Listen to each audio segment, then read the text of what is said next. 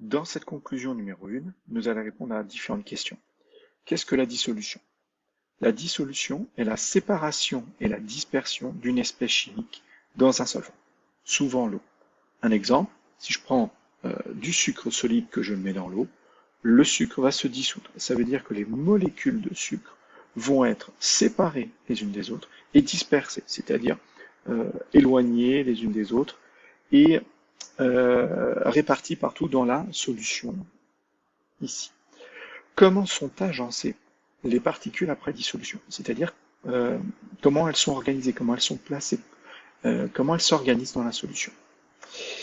Eh bien, les particules ici, donc les molécules de sucre dans mon exemple, dissoutes, sont éloignées les unes des autres et entourées de molécules de solvant, c'est-à-dire des molécules d'eau.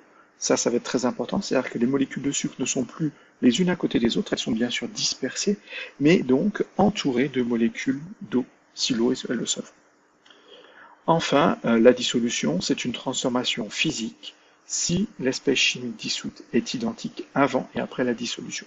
Dans mon exemple, j'ai parlé de molécules de sucre à l'état solide, je parle de molécules de sucre dispersées et dans la solution après dissolution.